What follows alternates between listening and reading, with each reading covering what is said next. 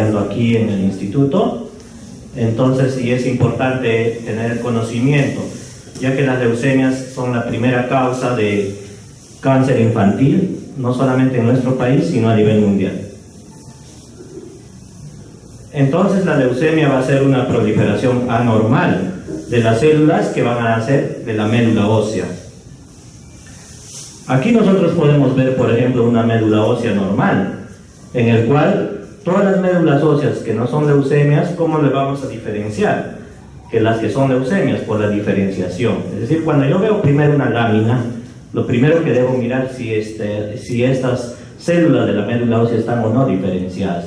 Acá podemos ver una célula, un promielocito, un blasto, un linfocito, un basófilo, un ortocromático, un monocito, en el cual todos son de diferente morfología. En cambio, en la leucemia todos van a tener la misma morfología, van a tener una proliferación monoclonal. Entonces, esta proliferación monoclonal de las células de la médula ósea se van a llamar leucemia. Y estos blastos se van a manifestar clínicamente con ¿qué? Con hepatoesplenomegalia, adenomegalia, palidez, ¿no?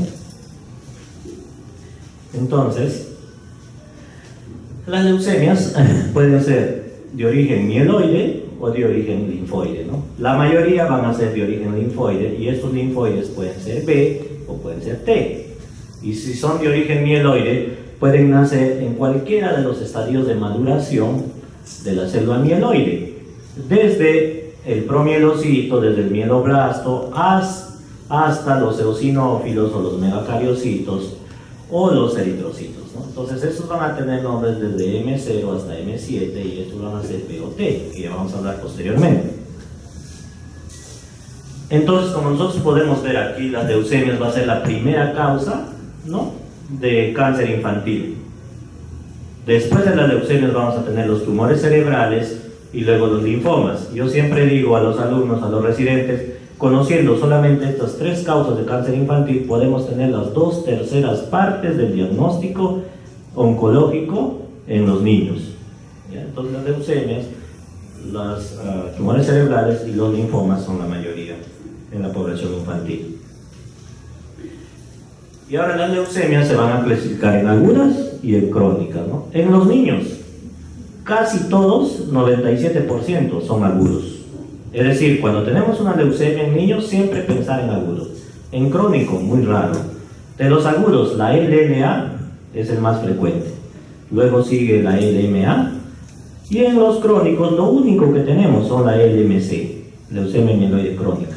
La diferencia entre estos dos es que la leucemia aguda requiere quimioterapia intensiva, la leucemia crónica quimioterapia oral, probablemente con imatinib, y la leucemia linfática crónica es muy raro en niños. Es decir, si yo tengo una leucemia, primero pienso en estos tres y nunca pienso en esto, a diferencia de los adultos, que es al contrario. Entonces, ¿cómo diferencio yo una aguda y una crónica? La leucemia aguda, el blasto va a ser la célula representativa, el blasto. Y estos blastos se van a dividir en linfoide o en mieloide. ¿Cómo lo diferencio? Por estos cuerpos de aquí, de Auer-Roth. Entonces, si de repente es una leucemia M0, que no puedo diferenciar los blastos, de repente es un poco difícil, someto a citometría de flujo. Pero si no, estos cuerpos de Auer-Roth me van a indicar que esto es mieloide y esto es linfoide. O además, si tengo dudas que es un cuerpo de Auer-Roth, ¿qué hago? Una mieloperoxidasa, es decir, los leucemias mieloides van a ser mieloperoxidasas positivos y las leucemias linfoides mieloperoxidasas negativos. En cuanto a las crónicas, la diferencia entre aguda y crónica es la morfología, no es el tiempo. O sea, uno podría creer que, bueno, agudas más de 6 meses, crónicas no. La diferencia es la morfología. ¿Por qué? Porque mientras que en la aguda son los blastos los que van a predominar, en las crónicas van a predominar los elementos maduros, excepto cuando está en crisis blástica, en el cual van a haber blastos. Pero esto nos va a ayudar a la sangre periférica, en la cual vamos a tener otros criterios como basófilos en sangre periférica, que nos van a ayudar a diferenciar entre agudas y crónicas. Aquí podemos ver de todos los tipos de leucemias pediátricas. Como yo les decía, de las leucemias, lo más frecuente es la LLA, leucemia linfoblástica aguda, con un 75%, leucemia mieloide aguda con un 20%, leucemia mieloide crónica en 3%, Y como les decía, mira, otras leucemias como la linfática crónica o un síndrome mielodisplásico, solamente 1%. Es decir, cuando yo tengo un paciente con sospecha de leucemia, siempre debo pensar que es una LLA o una LMA, o más de repente más alejado una LMC. Entonces, conociendo solamente esos 3 diagnósticos, podemos abordar e iniciar el tratamiento al paciente. A veces los padres nos preguntan por qué le dio leucemia a nuestro niño. Entonces, probablemente no se puede saber. Pero lo más frecuente es la leucemia. La etiología está relacionada a la radiación. Se ha visto que en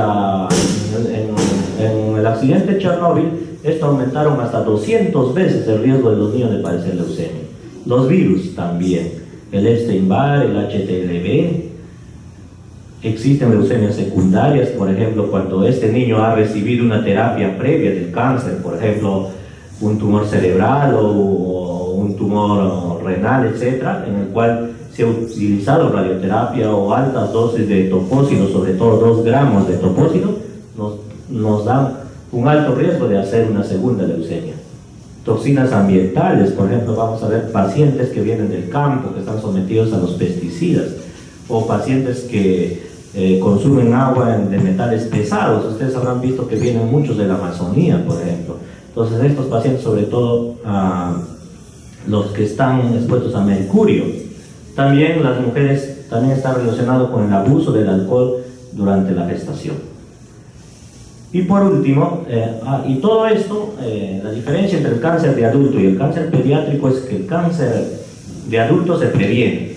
El cáncer de adulto no se puede prevenir, el cáncer de adultos se previene y el cáncer de niños no se puede prevenir. Solo un 5% de los cánceres de niños son prevenibles. ¿Cuáles son? Los niños que tienen estos síndromes, Li-Fraumeni, Down, Bloom, ataxia telangiectasia. Es casi una prevención primaria, o sea, un diagnóstico temprano. ¿Cómo hacer? Hacer un seguimiento, ¿no? Entonces, este tipo de pacientes necesitan un seguimiento. Es decir, si yo tengo un paciente con síndrome de Down, siempre debe ser evaluado para descartar que este no haga una leucemia posteriormente. Y dentro de las leucemias linfoblásticas agudas, como yo les decía, había las linfoblásticas y las mieloides. De las linfoblásticas, el más frecuente es el precursor de células B. Va a ser el 80-90%. Estos van a tener mejor pronóstico que las leucemias T, por ejemplo, ¿no? Estos van a ser un porcentaje de supervivencia actual, 85-90%, a diferencia de las T, en el cual, gracias a Dios, van a ser menos frecuentes y la supervivencia es un poco más baja. La diferencia entre la B y la T es que la T tiene presencia más en el sistema nervioso central. Es decir, cuando yo doy un tratamiento tengo que ampliar las quimioterapias intratecales, y antes se utilizaba la radioterapia, que ahora está en discusión. En estos no se utilizaba radioterapia, en estos sí. Y hay una leucemia especial que debemos conocer nosotros, es decir, las leucemias maduras de Burkitt. Hay leucemias, estas se parecen mucho a los linfomas y el tratamiento es como linfoma, es decir, debemos saber diferenciar este tipo de leucemia. ¿Por qué? Porque mientras la leucemia, el tratamiento son 3 años, estos son 1 año. Entonces, no debemos intoxicar tanto al paciente. Estos se deben tratar, las leucemias maduras tipo Burkitt, como linfomas. Entonces, la leucemia tiene una serie de clasificación según la OMS. La actual clasificación de mayo del 2016 ha incluido algunas entidades que son nuevas, ¿no? Como la leucemia del IAMP21 o las natural killer, ¿no? Pero más que nada esto nos sirve cuando tenemos un buen estudio citogenético, ¿no? Que prácticamente nos ayuda mucho, pero son 2 o 3 de estos los que nos van a ayudar mejor. En cuanto a la detección de leucemias mieloides agudas, como les decía, van desde M0, las que no tienen diferenciación, hasta la M7, que son la megacarioblástica, y ya de los cuales acá es importante conocer la M3, la promielocítica, porque estos van a requerir un tratamiento especial, que es el ácido transretinoico. ¿Ya? Con esto, con el ácido transretinoico, el ATRA, ellos van a mejorar. Si no hay ATRA, no mejoran. De la misma manera aquí, como tenemos todas las translocaciones que pueden presentar esta leucemia, la leucemia mieloide aguda. Entonces, una vez nosotros sospechando una leucemia, lo que debemos hacer, ¿qué es una buena historia clínica, ¿no? Es decir, como buenos pediatras, debemos saber que un paciente que tiene anemia, hepatosplenomegalia, fiebre, dolor óseo, más probablemente sea una leucemia. ¿no? Y también va a depender de la edad. En oncología depende mucho de la edad. Si tenemos un paciente con una reacción leucemoide, el cual se llama más de 50.000 leucocitos, o una hiperleucocitosis más de 100.000, en un niño que tiene menos de un año, que generalmente no tiene hepatosplenomegalia, primero pensar en infección o en un virus. En cambio, la leucemia es más frecuente entre 1 año a los 10 años. Si este paciente tiene 5 años y tiene todo esto que mencioné anteriormente, probablemente sea una leucemia. Entonces, para ello, ¿qué hago? Hago una buena historia clínica, me baso de los exámenes auxiliares y hago el estudio de la médula ósea. Ojo, en el mundo actualmente, muchas veces nos estamos quedando acá en la morfología, pero la morfología no nos ayuda mucho. Por eso nosotros en oncología hacemos los 3: morfología, inmunofenotipo por citometría de flujo, para caracterizar qué tipo de leucemia es B o T o el mieloide, y la genética, para mirar si estos pacientes son 922 que van a requerir imatinib, o de repente son de 11q23 que van a requerir trasplante. Entonces, con estos 3, rápidamente puedo saber cómo manejar una leucemia. Una vez identificado todo esto, establezco el riesgo, es decir, es alto riesgo, es bajo riesgo, es mediano riesgo. ¿Para qué? Para dar el tratamiento quimioterápico ideal. Una vez que establezco el riesgo, lo que hago es establezco el protocolo de tratamiento. Entonces acá podemos ver los signos y síntomas de la leucemia. Entonces rápidamente nosotros podemos diferenciar si es una leucemia linfática o mieloide. ¿Por qué? Porque mientras la leucemia linfática aguda, la linfoblática va a venir con fiebre, hepatoesplenomegalia, dolor óseo, adenopatías, las leucemias mieloides agudas más van a venir con sangrado, mira, con trombocitopenia. Y esto va a depender si es Down o no es Down, ¿no? En cambio, la esplenomegalia y la hepatomegalia va a ser menos frecuente, como ustedes verán, miren, 40-41. En cambio acá 60, ¿ve? Entonces, cuando yo tengo un niño con fiebre, hepatoesplenomegalia, adenopatías o leucocitosis, más pienso en una linfoide. En cambio, cuando tengo un niño de repente con adenomegalias, con sangrado, con púrpura, con petequias, entonces más y sin dolor óseo, probablemente pienso en una mieloide.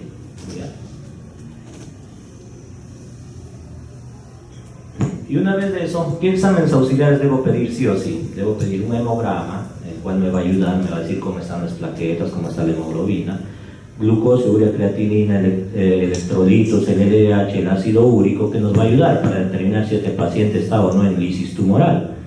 Y no olvidar nunca, siempre pedir el perfil de coagulación con fibrinógeno, ¿ya? Porque el fibrinógeno bajo me puede hacer sangrar al paciente. Ya de por sí, un paciente con leucemia, las leucemias producen elementos anticoagulantes. Entonces, si yo tengo aunado el fibrinógeno bajo, estos se pueden asociar a sangrado del sistema nervioso central. Y si una vez que sangra el paciente con leucemia en el sistema nervioso central, 1, que cambie el pronóstico, y 2, que probablemente se muera. La radiografía nos va a ayudar bastante. ¿Por qué? Porque hay leucemias como las leucemias T van a infiltrar el mediastino. Es decir, esto nos va a ayudar rápidamente. Si yo tengo hepatoesplenomegalia, fiebre, leucocitosis más una masa mediastinal, más pienso en T que en B. Y la médula ósea, obvio, hago el aspirado para hacer una morfología y mirar qué tipo es. Nos puede ayudar ser linfoide o es mieloide. Siempre hacer la citometría de flujo, nunca hacer solamente, porque a veces hay hematogonios, entonces nos puede hacer confundir. Entonces la citometría de flujo actualmente nos va a ayudar. Ya tenemos en el instituto nosotros citometría de flujo para leucemia, y la citogenética, y la prueba molecular, que le pongo más pequeño, porque probablemente con citogenética yo puedo determinar ya si este tiene una translocación 922 y es un Filadelfia positivo. Ya no necesitaría tanto el PCR para el BCABL, sino esto me va a ayudar más para seguimiento. Y otra cosa, el líquido cefalorraquídeo. Normalmente aquí no lo hacemos. ¿Por qué? Porque no damos tratamiento. Pero siempre que se hace una médula ósea y las plaquetas están más de 30.000, debo hacer el líquido cefalorraquídeo inmediatamente. ¿Para qué? Para también hacerle citometría. Como yo les decía, los cromosomas Filadelfia y los T infiltran mucho el sistema nervioso central. El sistema nervioso central es un sitio santuario de los endos, por eso siempre debo hacer un líquido para saber si está positivo o no, porque esto me va a cambiar el pronóstico. Igual citológico bioquímico, en cual voy a ver un consumo de glucosa. Y ojo, esto es importante, lamentablemente en la primera vez tiene que ser un médico bien entrenado. O sea, no se puede estar haciendo funciones lumbares si uno sospecha una leucemia, ¿Por qué? Porque la sangre se va a diseminar al líquido cefalorraquídeo al momento de hacer una punción. Se dice que se debe hacer la primera vez. Si la primera vez uno punza y no lo logra, mejor es no hacerlo. ¿Por qué? Porque se disemina la leucemia al sistema nervioso central. En otros países, como en Estados Unidos, programan al médico más entrenado para hacer la punción lumbar en leucemia. Ahí se dice que más o menos debe haber hecho por lo menos 200 punciones lumbares. Y esta es la morfología de la LDA. Entonces estos pueden ser L1, L2, L3. Esta clasificación es clásica, todos lo utilizamos. Nos ayuda bastante a diferenciar, pero no nos va a ayudar en el pronóstico. Entonces el L1, como vamos a ver, células pequeñas, basofílicas, que tienen poco citoplasma, escaso citoplasma. Entonces cuando dice en el informe de mielograma FAP-L1, es que esta es como esta. El L2 va a tener un poco más de citoplasma, va a ser un poco más eosinófilos y ya va a tener algunas vacuolas, ¿ve? Y el L3, que es más infrecuente, ya van a tener estas vacuolas, van a ser las leucemias que dije ya, los más raros es el tipo Burkitt, porque son células más maduras. Esto va a ser a veces difícil diferenciar del linfoma Burkitt que ha infiltrado la médula ósea. Lo mismo en LMA, bases de M0, como ustedes verán, mire, el M0 y el M1 es a veces muy difícil diferenciar de la leucemia L1, por eso actualmente se utiliza la citometría de flujo. Antes no se sabía, pero ahora la citometría de flujo nos va a ayudar a diferenciar si es mieloide o es linfoide. Esta es la M3, que tiene varias variantes, de los cuales la más frecuente que es la hipergranular, ¿no? Que se trata con ácido transretinoico, que es la leucemia promielocítica aguda, y los demás son, por ejemplo, la megacariocítica, en el cual podemos diferenciar rápidamente por estos cachitos que tienen acá, ¿no? Y como siempre, ¿qué debo ver para diferenciar linfoide y mieloide? Los cuerpos de Auer-Roth. Entonces, una vez que vemos la lámina que ha sido leucemia, entonces inmediatamente nosotros, ¿qué nos interesa? Es averiguar la citometría de flujo. ¿Para qué? Nos va a ayudar si es de linaje B, de linaje T o es mieloide. Siempre hacer la citometría de flujo. ¿Por qué? O sea, ya no existe un país, ni siquiera en África, donde no sea la citometría de flujo. O sea, no existe un tratamiento de leucemia sin citometría de flujo y sin citogenética. Entonces el linfoide nos va a ayudar. ¿Para qué? Porque estos pacientes prácticamente no van a necesitar radioterapia. El linfoide T probablemente va a necesitar incrementar el número de quimioterapias intratecales y probablemente en algún momento radioterapia si por ejemplo infiltran al testículo. Y las mieloides porque van a tener otro tipo de tratamiento, otro protocolo de tratamiento, ¿no? Y también, si a pesar de esto la citometría, el citometrista nos dice que no es, entonces ampliamos el panel también. Es por eso que no solamente en una citometría debe ver el panel básico, sino también tiene que ver el panel diagnóstico. Y la citogenética es muy importante. ¿Por qué? En LLA lo importante son solo tres cosas pedir. El 922, los cuales nos van a dar el cromosoma Filadelfia, y es importante saberlo porque estos pacientes van a requerir imatinib o dasatinib y van a ir a trasplante. Entonces yo rápidamente a ellos les saco ya un HLA y le digo, señora, probablemente va a ir a trasplante. El 11Q23 son las leucemias infantiles que también son de mal pronóstico y también pueden ir a trasplante.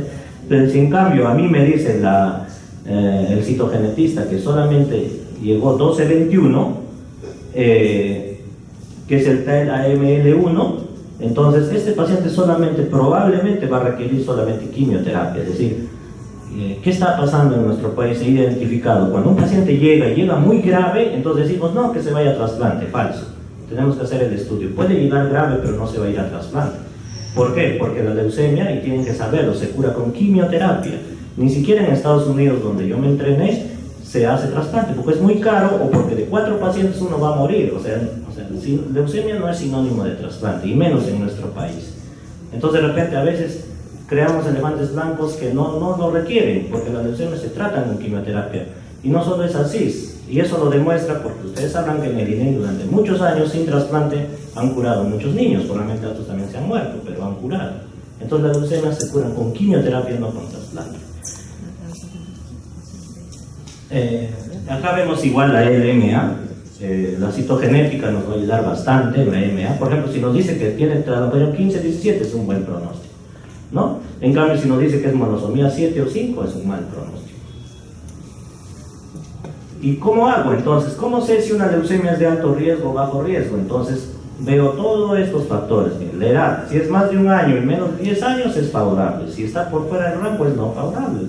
Si por ejemplo está comprometido el sistema nervioso central, es decir, es positivo el hidrocefalorraquídeo, es no favorable. Lo mismo que la leucemia mieloide aguda. Por ejemplo, si tiene menos de 20.000 leucocitos es de bajo riesgo, si tiene más de 200.000 es de alto riesgo, etc. Entonces utilizo mi tablita para yo saber si es de alto o bajo riesgo. Una vez que hago todo eso, establezco el protocolo del tratamiento. Este es un protocolo para el LLA en el cual 3 años para niños y 2 años para niñas. ¿Ya? ¿Por qué? Porque los niños van a tener el testículo y la leucemia va a vivir en el testículo. Entonces puede iniciar con una inducción de 4 semanas y posteriormente estos se dan ambulatorio y algunos hospitalizados. En cambio la LMA generalmente va a requerir 1 año de tratamiento, los cuales van a estar más frecuentemente hospitalizados, van a sangrar más y van a infectarse más, pero el tratamiento es más corto. Entonces para ello utilizo los quimioterápicos, los cuales van a actuar en diferentes fases del ciclo celular, desde la fase de reposo, como podemos ver acá la asparaginasa, hasta la fase, por ejemplo, de G2, en el cual tenemos los agentes alquilantes. Y para ello debemos conocer bien esto. Por ejemplo, cuando se da ciclofosfamida, siempre debemos proteger con mesna, porque produce cistitis hemorrágica. Cuando vamos a usar cisplatino, debemos siempre nosotros ver la sordera, o sea, evaluar, debe tener un potencial evocado o una audiometría, porque estos producen daño renal y daño óptico del nervio óptico. Y busulfán, por ejemplo, puede producir convulsiones, por eso al poner busulfán antes se pone fenitoína. Lo mismo que acá, cuando usted da metrotrexato siempre hay que alcalinizar la orina, por eso que yo no soy de la particularidad de dar metrotrexato ambulatorio, generalmente hay que hospitalizar, alcalinizar bien la orina y después dar el metrotrexato. Cuando utilizamos la vincristina, que mucho utilizamos acá, ojo, hay que tener cuidado porque puede producir neuropatía periférica, muchas veces irreversible. Si bien es cierto, solamente se presenta en el 10% de los pacientes, estos, si usan demasiada dosis, estos niños pueden dejar de caminar. Cuando utilizamos antraciclínicos, la doxorubicina puede producir daño cardíaco, por eso todo niño antes de iniciar una quimioterapia debe tener una ecocardiografía. Como decía, toposis, leucemia secundaria, bleomicina, por ejemplo, fibrosis pulmonar, o procarbacina, síntomas neurológicos. O la L-asparaginasa, los cuales nos pueden producir pancreatitis, va a consumir el pirinógeno, eleva la glucosa, ¿no? O algunos son alérgicos, por eso en el mundo ya no se utiliza la L-aspar, sino se utiliza la P-aspar. Entonces, una vez que yo he dado el tratamiento voy a tener complicaciones. Rápidamente, para ver uno de ellos va a ser el síndrome de lisis tumoral. Estos síndromes de lisis tumoral pueden ser de bajo riesgo, de riesgo intermedio, de alto riesgo. Entonces, los de bajo riesgo solamente se da con juicio clínico, hidratación, intermedio riesgo, hidratación, a veces allopurinol, y alto riesgo con rasburicasa. Entonces, ¿cómo diagnostico yo? Con todos estos criterios: ácido úrico más de 8, por ejemplo, fósforo más de 4.5, potasio más de 6 o hipocalcemia, ¿no? Entonces, estos nos dicen que está o no en lisis tumoral. Entonces, ¿qué hago? Entonces, la pregunta es que siempre me preguntan, ¿alcalinizo o no? La única forma de alcalinizar la orina es la acidosis metabólica. Es absoluto. Todo el resto es controversial, va a depender del juicio clínico. Si el pH urinario medio de 5, controversial. Usar allopurinol para alcalinizar no se sabe. Y si es que tiene cristales de ácido úrico en la orina, también controversial. Entonces, solamente si es que tiene acidosis metabólica se alcaliniza. Entonces, acá les traigo yo el uso de allopurinol, por ejemplo, el cual he resumido, en cual, mira, si el paciente tiene un ácido úrico normal, solamente se utiliza allopurinol 24 horas antes de iniciar el tratamiento, hasta 5 a 7 días después de iniciar el tratamiento. No se utiliza cuando el ácido úrico es normal, solo la hidratación es importante. ¿Por qué? Porque no va a reducir los cristales de ácido úrico ya formados, porque además cuando se añade otros quimioterápicos pueden producir más toxicidad, o además puede producir alergia severa como el Steven Johnson. En cambio es diferente cuando el ácido úrico es elevado. Entonces puedo ver acá, yo puedo utilizar ya allopurinol a una dosis de 300 miligramos por metro cuadrado por día y también durante el tratamiento, ¿no? Lo ideal es utilizar rasburicasa, que en el Perú todavía no lo disponemos. Y para finalizar, vamos a tener la neutropenia febril, es decir, el paciente post-quimioterapia también puede aparecer una neutropenia febril. Ojo, el diagnóstico de neutropenia febril se hace con temperatura axilar, no con temperatura rectal. Nunca tomar temperatura rectal a un niño inmunodeprimido porque puede producir septicemia.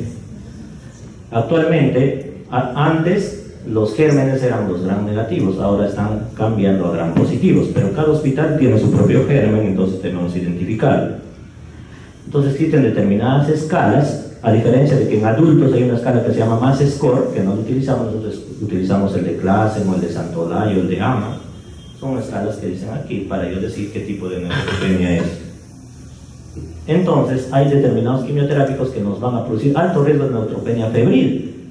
Son estos, el ICE, el CHOP, el Topotecan. Entonces, ¿cómo hago yo para evitar esto? Utilizo el filgrastim, ¿no? Entonces, no a todos doy filgrastim, sino a los que han tenido alto riesgo de hacer neutropenia. Y con ello quiero decir que la leucemia, en el año 45, solamente se curaban menos del 1%, actualmente, ya para el año 2005 están en 80 y probablemente ya en 90 en los países desarrollados. Gracias, eso es todo. Esto somos una paciente con